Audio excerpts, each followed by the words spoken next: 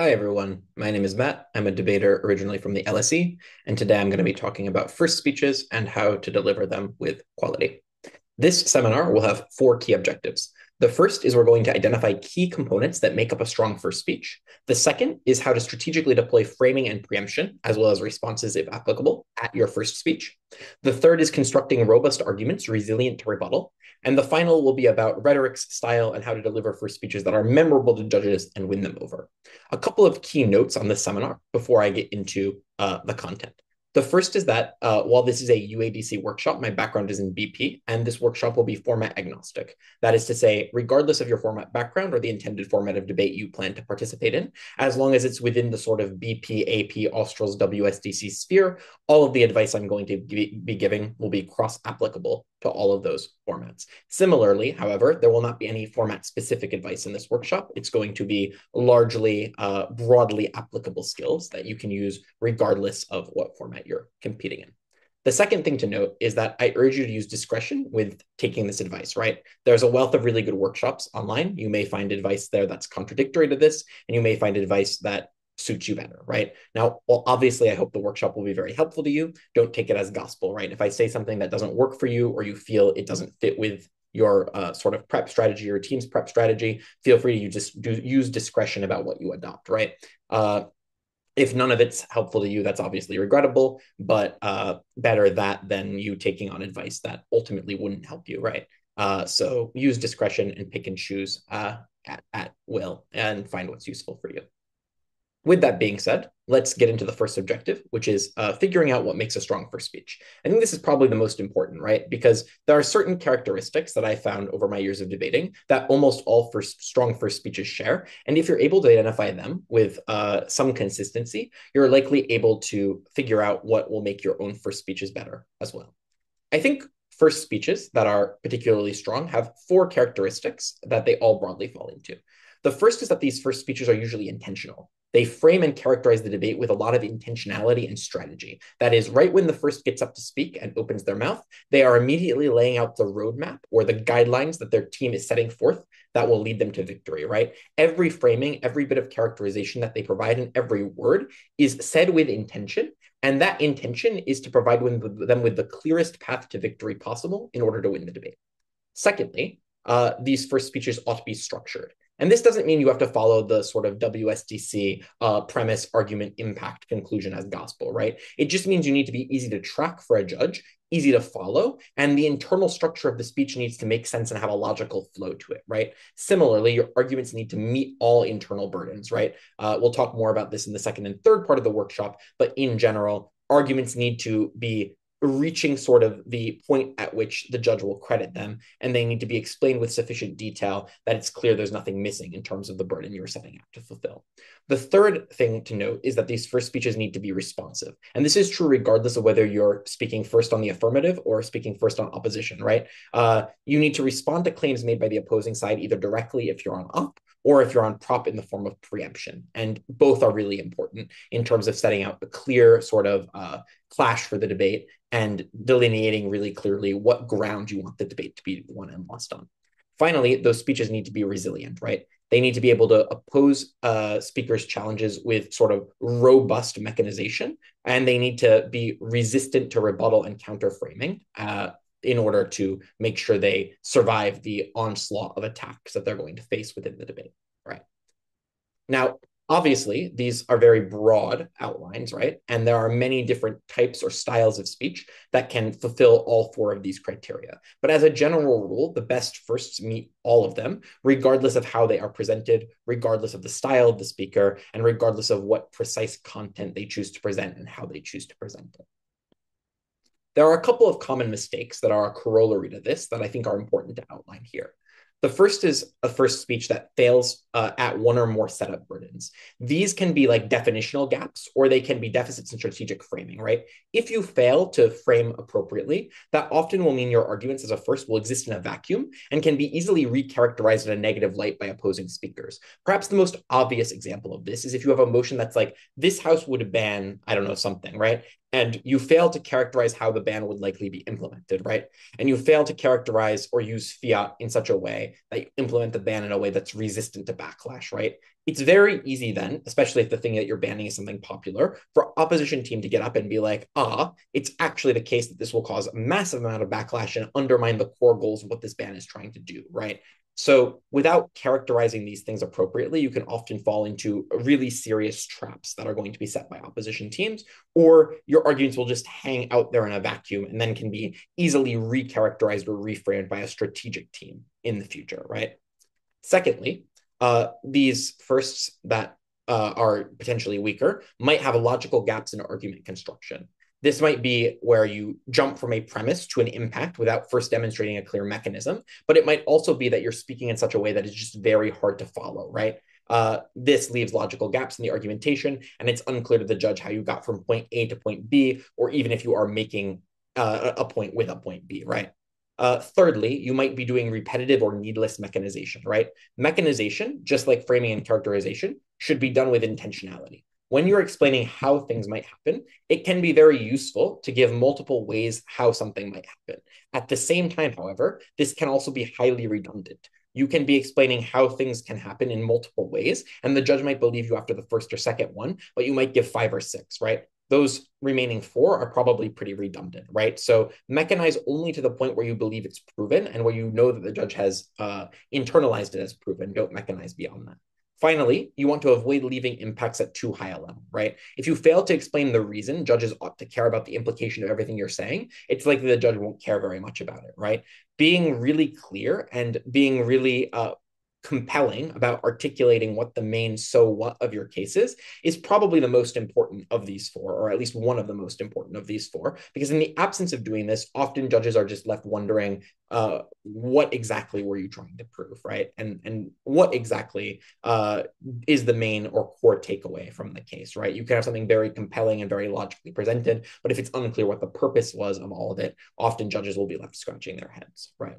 So these are common mistakes that I see a lot of firsts making that can make their speeches fall short of sort of the ideal for criterion that we've outlined on the previous slide. Therefore, I think we can outline from these common mistakes and from these sort of 4 ideal criterion what the key objectives of a first speech ought to be. And similar to the previous slide, there are 4 of them, right? The first objective is to provide a clear and strategically advantageous set of framings and characterizations in order to afford your team the strongest possible position in the round. This means your setup ought be serving the overall strategic goal that your team wants to achieve in the round, and it ought give you the most resilient or credible chance of doing so. Secondly, you want to provide mechanized arguments that are resilient to potential responses or existing preemptions. That also means you want to be very clear at articulating each logical link in your mechanization, such that you are not skipping over or eliding the gap between premise and impact, right? But thirdly, you want to clearly outline the impact of each argument at a relatively granular level, so the point of what your team is trying to make, the so what, cannot be missed. And lastly, you want to preempt potential claims from future speakers that may call into question your analysis. You want to be sure that by the time the last reply speaker has spoken, by the time the last whip has finished, that your speech and its material are standing because you've done some resilient and robust preemption. How do you go about doing this? Well, that takes us into the second objective, now that we've identified what the key elements of a first speech are that we want to attain and what our roadmap to success is. The first step is learning how to strategically deploy framing and preemption. There's obviously a couple of things that I want to get out of the way at first that talk about the basics of this. I'll note that there are a lot of workshops online that cover this in more detail that are very useful, but I just want to go over them anyway here, just to be sure that it's understood, right? Motion wording and burdens implied by motions can be really, really important to understand in order to deploy good framing, right? The first and probably most obvious one is that motions and the way in which they're worded impose certain burdens, right? This can be due to their type. If it's a this house would motion, you have fiat. If it's this house supports, right, you need to describe the likely way this thing exists, or in the way in which they're worded, right? As the environmentalist movement, we prefer boycotting major corporations as opposed to working with them on developing environmentally sustainable practices. Well, this motion obviously has a burden as well, right? You need to prove that the boycott is likely to be successful, right? And you have to oppose a very specific solution, right? So often the way motions are worded either imply or explicitly articulate the burden that you need to fulfill. And it's very important that you do fulfill them, because if you don't, you'll either be at best somewhat irrelevant or at worst entirely off clash, right? So on the environmentalist motion, if on opposition you try to defend an alternative that's not the as opposed to, right, working with them on developing environmentally sustainable practices, you're likely to be in quite a bit of trouble, right?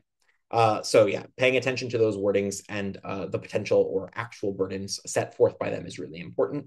Secondly, you want to pay attention to potential advantages, right? If there's a motion that's worded, this house supports the rise of X, for example, you can frame how the rise would likely play out, and you can explain how that rise might involve certain regulations or might involve certain discourse around the rise of whatever that thing is in such a way that it's probably better as opposed to bad, right? So the obvious framing is like, this house supports the rise of the gig economy, right? If is going to say that the gig economy is bad from proposition, what you can say is that the rise necessarily meant that the gig economy developed in a way that was better regulated because there was more attention on it. Whereas if it was much smaller and under the radar, it would be able to get away with more things, right? Similarly, if you have a motion that sets up a really clear trade-off, you can also find ways to sort of break the motion in that way as well. This S believes that the state should prioritize research into rare diseases that are present at birth over diseases that become more prominent as one ages is a very common example of this. The obvious framing on prop here is that the private sector can do the opposition claim, right? Diseases that become prominent as one ages is something that's very lucrative in terms of anti-aging research in the private sector. And given the private sector will do that anyway, it's far better for the state to prioritize the proposition claims, right? Similarly, environmentalist movement should pursue a global agenda rather than a local one. You can argue that local governments have a very strong incentive to clean up pollution anyway, and therefore pursuing a global agenda and coordination is probably the most important thing if you're side proposition in this debate, right? So paying attention to these like potential advantages based on how the motion is worded can also be highly beneficial for you or your team in terms of framing. Similarly, info slides can often give away a lot of information or even arguments due to poor wording, or they can tilt the balance of the debate in favor of one side. CA teams love to give up too much information in info slides. Generally, info slides should be very sparse and probably very short. And if an info slide is longer, there's almost certainly some unnecessary information there that might be exploitable by you or your team. So think about that as well. Obviously, there's many different examples of this, right? And it can be very case by case, but just paying attention and seeing that if there's an exploit in there can be really, really useful. These are kind of the basics, and these are the kinds of things that if you've been doing debate for a little while, you've probably heard about or seen examples of teams doing before. But it's still really important to pay attention to them because many teams just miss out on these. And if you are the team that read the motion very carefully and saw the burden that it implied, or you've paid attention to a specific advantage in a motion and another team didn't, you're likely to beat the team that didn't, right? So important to check your boxes on all of these kinds of things. In terms of more advanced framing tactics, there are a lot of ways you can deploy strategic framing to your advantage on a whole host of different kinds of motions. One strategy I particularly like to deploy on certain motions is to frame a balance of narratives, right? And what this is often useful for is in debates about narratives or in debates where there's a specific dominant norm being called into question, right? Or there's a specific norm being imposed on society. A very good way to sort of moderate your stance or make it look like you're being reasonable or taking the most holistically reasonable stance in the debate is to explain how what your narrative does is it actually acts as a countervailing narrative to other narratives. And therefore, a narrative that emerges on your side is a narrative of balance rather than an unbalanced narrative. So to put this in practice and look at a very specific motion, you can look at the motion here. This house regrets the dominance of left liberal views at universities, right?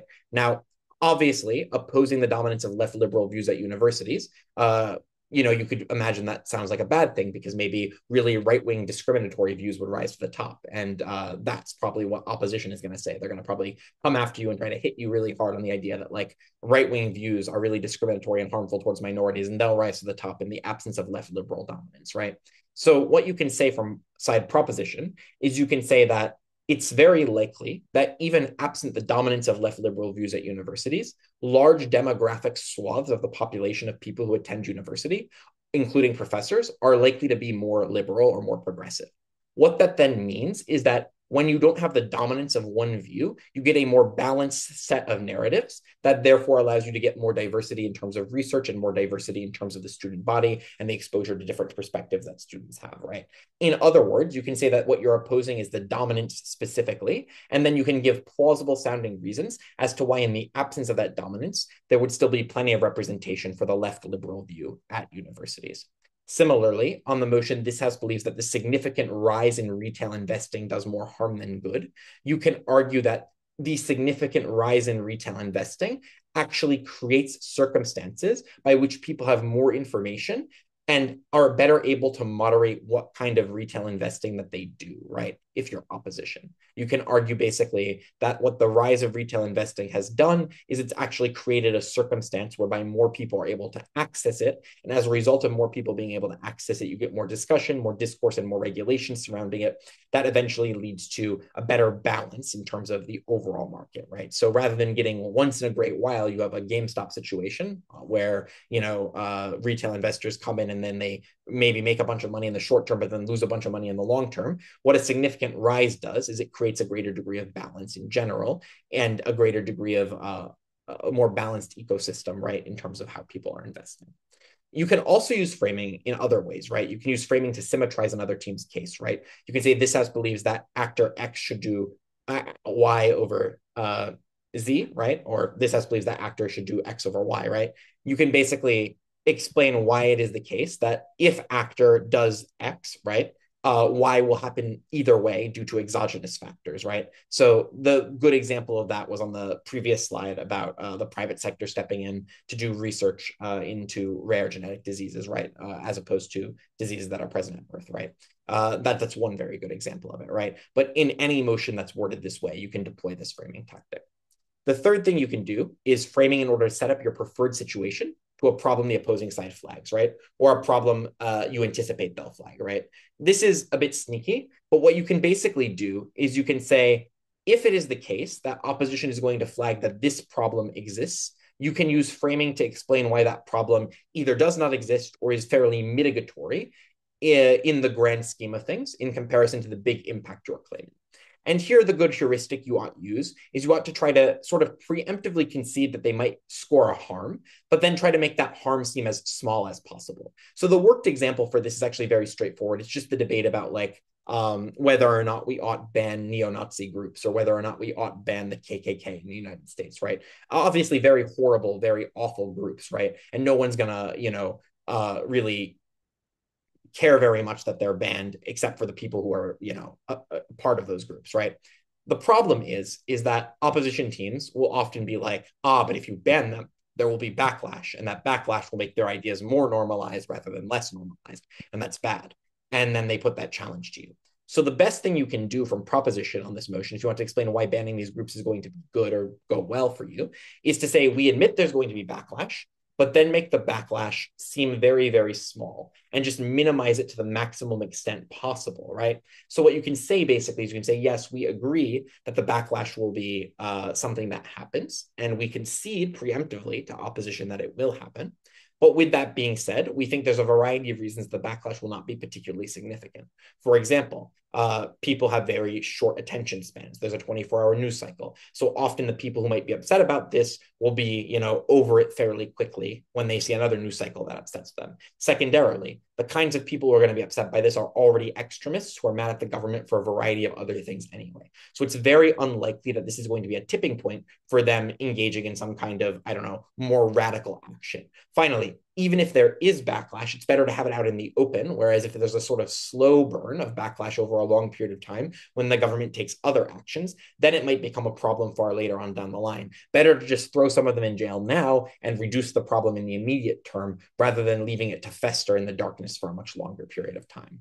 That's a couple of ways you could sort of just go about setting up the debate and sort of preemptively already mitigating the main push that's going to come from the opposition in this kind of debate, right? The final sort of advanced framing technique I want to talk about here is that you can frame in and out context advantageous or disadvantageous to your side, right?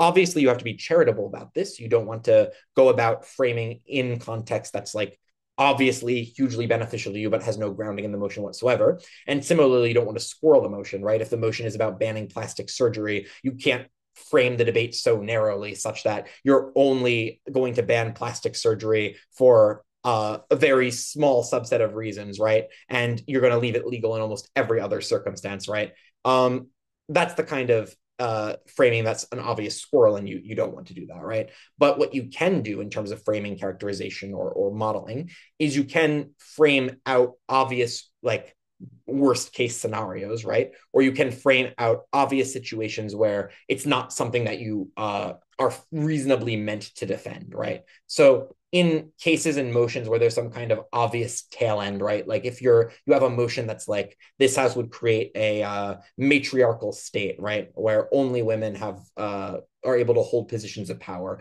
it's reasonably fair to say we're not going to be discriminatory towards non-binary or trans people, right, in this state, right? You can obviously frame that out. It would be unreasonable to suggest that you have to create a sort of turf state, right? So that's one like example of how you can frame out context that might be disadvantageous to your side, right? And similarly, you can frame in advantageous context as well where necessary, as long as you do it in a sort of reasonable way and it's not obvious that you're engaging in the squirrel, right? Or you're not overtly squirreling the motion, right? There are a couple of other advanced framing tactics I want to talk about, and I want to talk about specifically how you can go about deploying them in prep time, right? Because obviously, when you're prepping with your team, a lot of this can go out the window. When you see a motion, you're going to immediately start thinking of arguments, and those arguments are often going to be the first thing that come to your mind. That's fine, but there needs to be a key spot in your prep time. It can be at the beginning, can be through the middle, where you consider specifically what kind of framing you're going to use and how that interacts with the arguments you want to make for your side, right? And the way I like to go about doing it is with a 4-step plan, right? The first is to identify the preferred framing, right? Figure out what you want to frame and figure out what you want to characterize, how you want to characterize it, whether it's advantageous to your side, right? And identifying the preferred framing works on the heuristics that I've outlined in the previous slides, right? You read the motion, you see if there are burdens implied by the motion specifically that set up a characterization for you that's useful. You look at whether or not there are certain words in the motion that are potentially beneficial to you. You look at other debates that have similar potential exploits. And if there's no exploit, you just look at the characterization of framing that's like the most advantageous for you within reason, right? Or the most useful characterization that's useful for you within reason, right? Once you've identified that framing, then the most important thing is to develop the comparative, right? If your proposition, you need to figure out how to construct it in a manner advantageous to your side.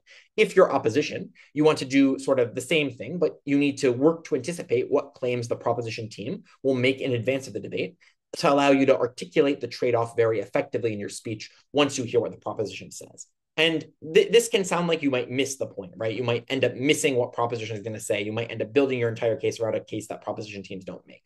But the thing is, once you've been doing it relatively long enough, or once you've become somewhat experienced at guessing what the likely comparative will be, you can either A, very reasonably anticipate what proposition teams are going to say is the comparative, or you can redefine the comparative onto your own terms very easily by working with whatever they give you and then saying, okay, that's reasonable. We'll debate in their world, but we'll also set up our own comparative and we'll explain how that's more realistic and more likely, right? So once you've been able to sort of like do this for a bit, and once you get practiced at this strategy, you'll be able to anticipate what most proposition teams are going to say. Teams are generally broadly reasonable, right? They're not usually going to try to squirrel. They're not usually going to try to set up the debate unfairly. At worst, your proposition team might just not give a lot of detail or characterization, right? But then that just makes you look good because then you can fill that in, right? Once you've done that, you want to clarify the strategic implications of this framing with your team, right? This obviously means that you need to clarify how the framing interacts with your model and your arguments, right? How the framing and characterization are going to fit with the rest of your speeches, right? Generally speaking, this is why I like to develop framing first and then have arguments sort of stem from that, right? So I can see very easily how all of the arguments sort of fit within the frame that I'm trying to articulate. But obviously, different teams prep differently, and you might have a different way about going about doing this, right? Similarly, this is the point where you want to start chatting about the language you're going to use, right, in terms of framing. And different word choices convey very different things depending on how you want to set it up, right? So, for example, if you're making a claim or you're giving an impassioned speech about why freedom fighters ought to resist the tyranny being imposed on them by a colonial government, you probably don't want to describe those people as terrorists, right? It probably doesn't help your case very much. Similarly, if you're on the side that opposes these things, it might be very good to characterize these people as terrorists, right? That's sort of the key delineation, right? The word choice can mean very different things and can imply very different things for your case and can sort of suggest to the judge what framing or characterization they ought by as more useful, right? So making sure that the words you use to describe different stakeholders or different things in your framing sort of fit the overall tone and tenor of your case can be a really helpful way to make your case seem more cohesive and make it more likely that you'll win, right? Finally, you just want to identify, and I kind of already talked about this a bit, how it interacts with your model, right, and your policy. If this is a fiat motion, make sure that all of your framing and characterization sort of fits within that and have a really good grasp of what you're able to fiat, right? You're obviously able to fiat in on policy motions, how the policy will be implemented, right? But you can't necessarily fiat what the reaction will be. And then explain through likelihood analysis how people are likely to react to your model being implemented, right? So making clear the delineation between what you can fiat and what you can't, and then identifying how precisely this characterization will interact with what you're proposing is the final skill you need to do in those instances. Cool. Now let's talk about tactic implementation, right? I've already talked about this a little bit when I was talking about word choice, but here are sort of a few like heuristics as to how you can implement these framing tactics usefully. The first is you want to tailor your descriptive framing to the story you want to tell. So everything you say should not be in the service of just setting up a fair debate. This is a very common misconception that speakers make, but rather you want to shift the ground of the debate onto terrain favorable to your claims, right? And this is a trap that I see tons of speakers fall into. They think that the framing and characterization is largely about just clarifying definitions and setting up definitions in such a way that everyone can have a sort of fair and charitable debate, right? That's not the case. You want to obviously make it sound like you're doing that. You want to always be saying, like, in the interest of a fair debate, this seems reasonable, right? But what you actually want to be doing is being very sneaky about it. You don't want to squirrel, but you want to be using your descriptive claims to paint a picture of the world that serves you very well. So if you're making an argument as to why, I don't know, rebels in some post-colonial state ought to be crushed and ought to be defeated, you want to characterize those rebels and what their actions are in very grim terms that appeal to your judge's need for intervention. Talk about their barbarous atrocities towards civilians and things like that, right? Talk about specific harms that they inflict on the innocent and how the status quo and the affront to the rule of law that they're doing is absolutely untenable and cannot continue, right? So by doing that, what you do is you create not only the sense of urgency that there's a problem and you need to solve it, right? That will then set you up very nicely for your mechanistic justifications for why you need to solve the problem later.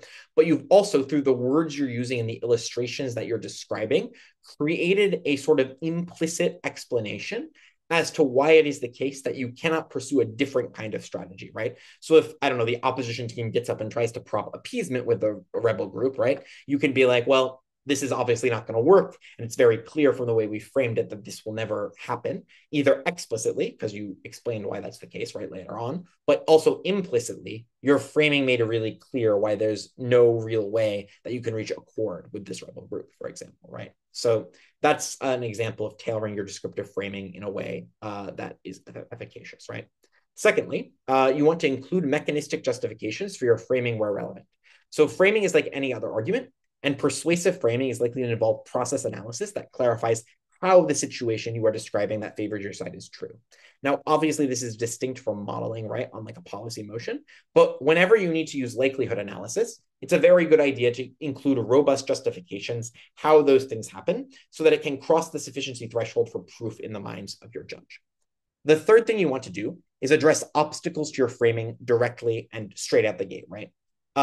This is whether you are proposition or opposition, you want to do this, but especially if you're proposition, right? You want to address potential doubts that you believe judges might have about the reasonableness of what you're saying, right? And if you're opposition, you want to address the doubts that have already been raised implicitly or explicitly by the speech that came before you, right?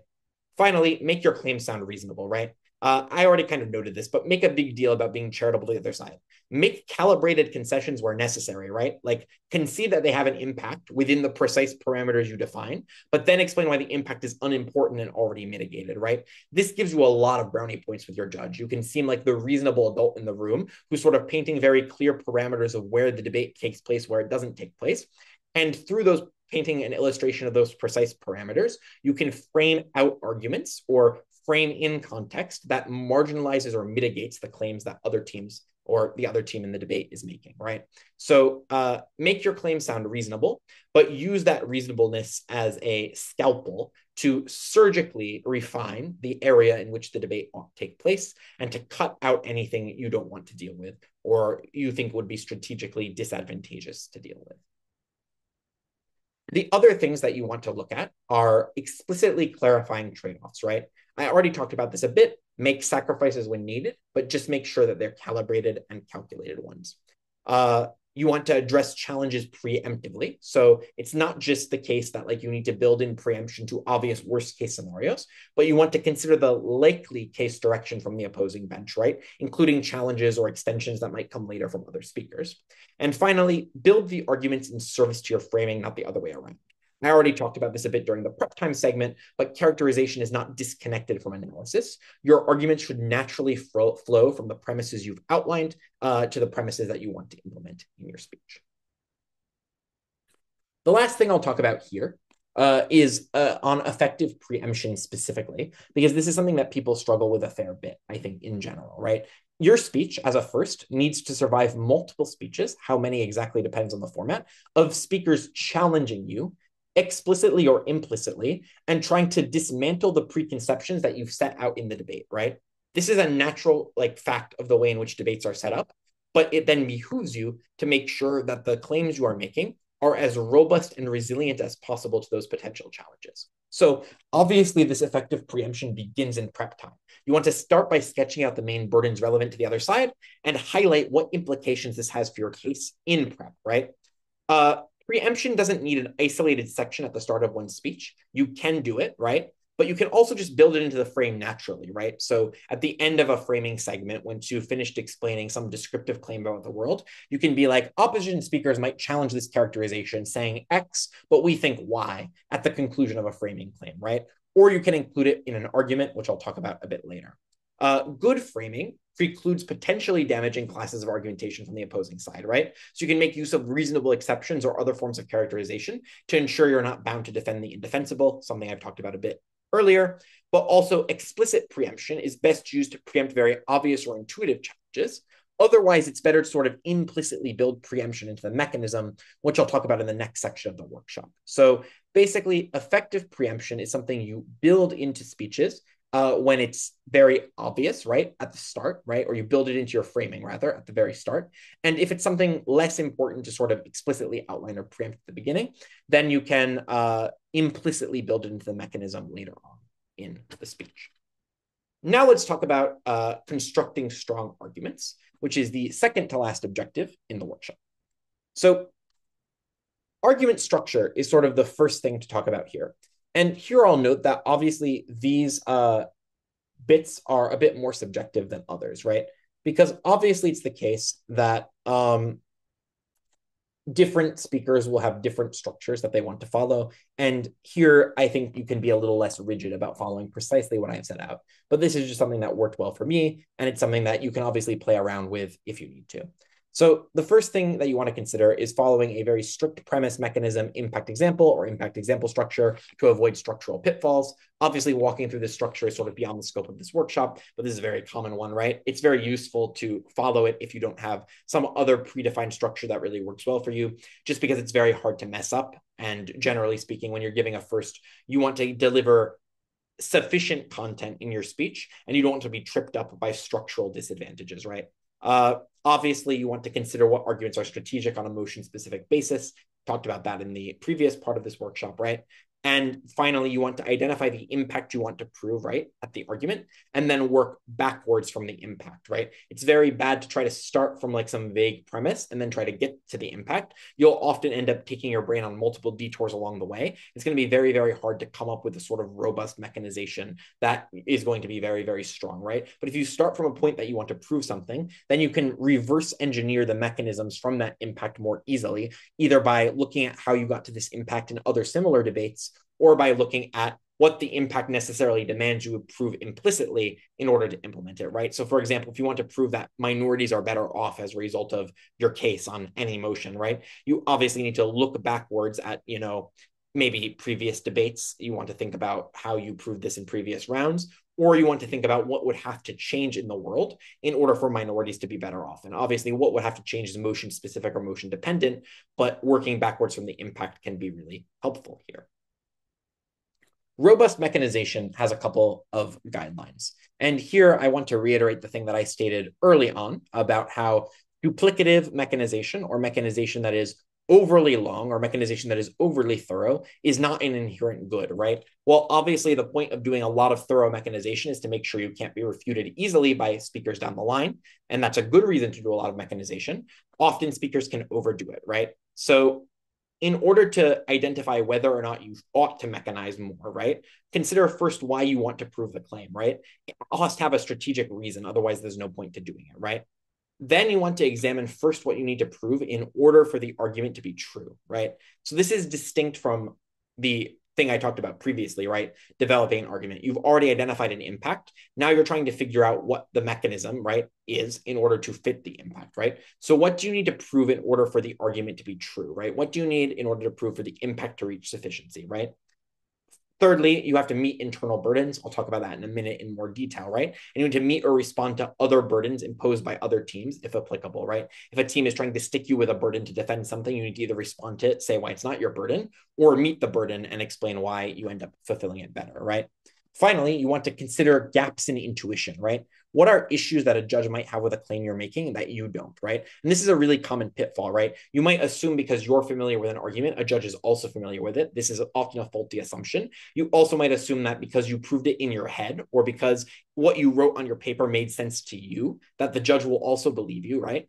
And that's a potentially flawed line of thinking, right? You want to consider very critically what your own intuition says about the claim, right? How much do you believe this, right? Sort of in an outside debate context, or even within the debate, how much do you believe this argument is persuasive? And then vibe check it, right? Think about how much you would need to prove it if you were a third party. How much, if you were a judge judging the debate, would you need to see this argument proven in order to credit it, right? What are issues that the judge might have with that claim that you might not? Either because of your positionality or because of just you believe this argument is very strong, right? Or something like this. And here it's very helpful to have a teammate sort of intuition check you and see if you've done sufficient work mechanizing that claim, right? So obviously, if you have the chance, running this by your teammate is a really useful sort of vibe check to make sure you're meeting all of those internal burdens, right? And making sure you're meeting all the external burdens and intuition gaps, right? So that's, I think, sort of the heuristics in order to ensure that your mechanization, once you've decided on an impact and are trying to prove the claims that suit the impact are particularly strong. That's sort of a good heuristic as to how to do it. Once you've figured that out, and once you've sort of been able to sort of develop the mechanism to a sufficient extent, you want to analyze the impacts of that mechanism at scale, right? So you want to consider the lowest burden claim, right? And then move to the highest burden. This is fairly straightforward, but it bears repeating, right? It's simply put, different arguments have different burdens depending on how they're constructed. If you're making an argument that as a result of your mechanism, world peace comes about, that mechanism is now carrying a massive burden to show that whatever you're doing causes world peace to happen, right? That's huge. If you are just trying to say that as a result of passing a policy, there's some degree of change of behavior in a small number of people, that is obviously a lower burden. So a good example of how to do this would be looking at a motion like this house supports tough on crime laws in order to combat organized crime, right?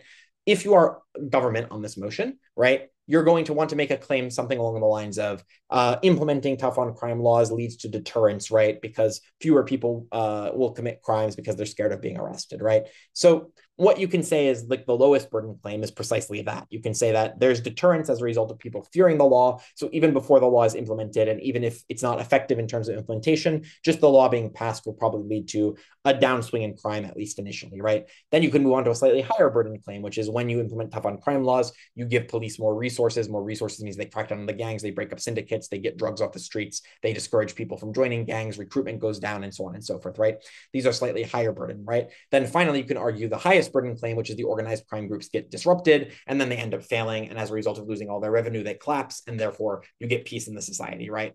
The upshot of all these sort of interlocking claims is that they give you multiple layers of insulation against attacks from other teams, right? So if a team attacks you on the highest burden claim, right, and says you don't prove sufficient solvency for, I don't know, every gang being disrupted in a country, right, you can still fall back on the lower burden claims like disrupting recruitment or classic deterrence as a result of the policy being passed. So sort of tiering these impacts makes it way harder for teams to respond to you in an effective manner, right?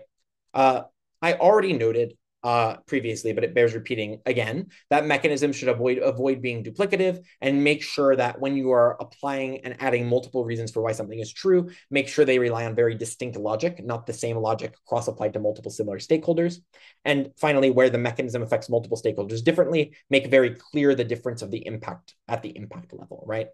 To make sure your mechanism is really, really strong, you want to do a couple things. You want to first prove that your causal claim is relevant in the majority of instances, showing likelihood, right, that the mechanism is true in most instances. You want to demonstrate that incentives exist to fulfill your mechanism.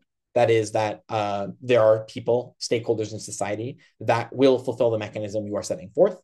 And you want to prove a lack of alternatives, right? You want to explain why other mutually inexclusive alternatives probably don't exist or don't work as well as your mechanism. So good mechanisms explicitly or implicitly compare the likelihood of their mechanism coming about to non-mutually exclusive alternatives, right? So on the tough on crime laws debate, you want to be sort of not only demonstrating that the claim you are making about the police being able to crack down more on organized crime and therefore disrupting them is something that is not only true and likely to happen in the majority of instances, but you also want to show why it is the only way to do it, why alternative, less violent solutions or appeasement of gang members or other solutions probably don't work as well. So implicitly, you want to be illustrating why it is the case that these other alternatives are probably unlikely to work, right? So this works for both mutually exclusive alternatives, right, like counterprops, but also non-mutually exclusive alternatives. You want to show why other things are insufficient and why the mechanism is the most pressing. That makes your mechanism stronger and more resilient to future challenges by other speakers. This is fairly straightforward, but the last couple of things I want to note here are just that you want to have internal consistency, right? Mechanisms should be internally logically consistent. They shouldn't contradict or knife one another, and they should be integrated within the wider argument. They should bolster and clearly illustrate your mechanisms and should integrate naturally with framing, not contradict and undermine it. I've already talked a fair bit about this, but generally speaking, you just want your mechanisms to be seen as kind of an overall whole, right? Rather than something that is very much set apart from the framing. Often what teams will do is they'll set up a really compelling framing or characterization, but then they'll sort of analyze the impacts of that framing or characterization at a very sort of abstract level. They'll take it very far away from the framing, and the mechanisms that they're giving could very well be happening in a vacuum, and they never make reference back to the characterization. This is, I think, a faulty way to approach giving firsts. The first should have the characterization and framing very much integrated within the argument, and every mechanism you give should bolster the overall characterization and thesis of your claim, right? So everything that you say from minute one onwards, right, should be sort of all feeding back into the framing that you've set up. The final thing I want to talk about is giving memorable speeches. And this is probably, I think, the most subjective part of the workshop, right? Obviously, different speakers have very distinctive styles. And so this isn't a segment about style per se. Rather, it's a segment specifically about how, regardless of what style you use and regardless of what rhetoric you use, there are ways you can become memorable that allow your first to stick in the judge's head long after you've given it and gives you the edge up on potential or actual competitors, right? So there are a few different ways you can do this, right? The first is, and this is probably the most straightforward and most obvious, so I won't belabor the point too much, is to package your speeches around certain key themes and ideas, right? Often speeches have, one or two core premises that you can build them around, or you can encapsulate most of the things that your speech is about in one or two key words or phrases, right? So one thing that I often tried to do during my speaking career was find sort of key words or really easy to understand ideas that I could convey very simply in a straightforward way to judges, right? Like, for example, the term race to the bottom, or explaining how our framing is a top-down implementation of a policy as opposed to a bottom-up implementation that would happen on opposition, right? And then I would use the phrase race to the bottom or top-down, bottom-up multiple times, maybe even too much throughout my speech to try to make it really memorable for the judges, right? And this had a really useful knack for conveying what I wanted to say really well, I thought, because what it would do is it would give a sort of memorable sort of tagline for the overall case. And then this would be something that the judges could refer back to, even if they didn't track every single mechanism, or even if some of the things I said later on in my speech kind of got lost in the round, right, in the mess of rebuttal and things like that. As a close corollary to this, you want to also use phrases that are very memorable and easily quoted in oral adjudication, right? So you want to be a standout, right? And even if it's like an elimination round and there's no oral adjudication, you want to use phrases and terms, right, that really stick in judges' minds. And this is something that can often win you a lot of points in rooms. If you have a very clearly defined thesis and then you also use memorable phrases, it's something that can be really useful, right? And I recommend just like going with, don't spend too much time on this relative to everything else, but like it's worth thinking about going with your teammates, right? And brainstorming in the weeks before a major, how you can sort of distill very complicated concepts into simple 1 or 2 line sort of series of buzzwords that can easily capture an idea. Obviously, don't lean on these too heavily. You still have to explain every concept you are articulating. But what's important to note here is that what you can do as a result of doing this well is not skirt on analysis, but find a way for the analysis to stick in your judge's mind without the judge having to recall every last way you proved that you got there, right? The final way you can do this is you can play to the overall quote unquote meta of debate, right? And what I mean by this is you want to make sure that what you are saying is in line with commonly understood conventions of how good debating functions, right? Now, I'm not saying like give speeches that are replicas or attempts to imitate other debaters, right, or famous speeches, right? It's kind of cringe if you like repeat the Bocio world's final speech, right, or the intro, right? I'm not saying do that. What I am saying is that judges, like everyone else in debating, are very aware of what arguments win rounds, and they're very aware of having seen previous arguments that win rounds. So what you can do is you can, through using phrases or using turns of phrase that are commonly accepted in debating, or by employing arguments that are commonly accepted in debating when they're relevant, what you can do is you can shortcut to an extent, the extent to which you need to prove something, right, in a judge's mind, and therefore get away with doing potentially less analysis than you otherwise might have to do for a more novel or new claim, right? So this doesn't mean that you need to follow this slavishly, right? Obviously, you should make new arguments, and innovative arguments can be really, really good. But when you're making an argument that's very rote, or when you're making an argument that's been done many times, it's worth considering whether you want to phrase it in a very similar way to how other speakers have done it, right? Or it's worth considering whether you want to, use the argument and setup in such a way that is the way that your judge will think of it familiarly, because you want to sort of push the button in their head that says, I've heard this argument before, therefore I'm going to credit it at a lower burden of proof than I otherwise would need to. A very common example of this that would happen in the European British parliamentary community was the state power principle. It was run very frequently to the point where you can get away with sort of explaining it in very bare bones terms and judges would still credit it, right? Now, whether or not that's good judging is beyond the scope of this workshop, but what is true is when an argument is more commonly accepted as a conventional debate argument, you can explain it in fewer words or explain it in more broad strokes than you can an argument that is less conventionally accepted in debate terms. So what you can do in order to structure your first speech very well is to calibrate what you are saying around your judge's intuitions and spend more time explaining novel claims than claims that you've already explained pretty well. So with that being said, that largely concludes the sort of memorable speeches advice structure. Obviously, there's a bunch more that can be said here about style and sort of the way in which you want to implement that, but that's very individual. And I encourage you to like accept or embrace your own style of speaking, what feels natural to you.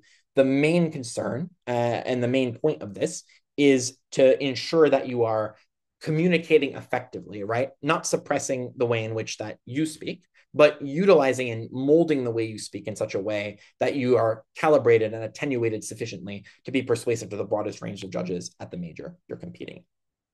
Thank you for listening. That concludes the workshop. Please feel free to comment, and I'll try to get back to that on that if you have any questions. Thank you so much. And yeah, hope you found this useful.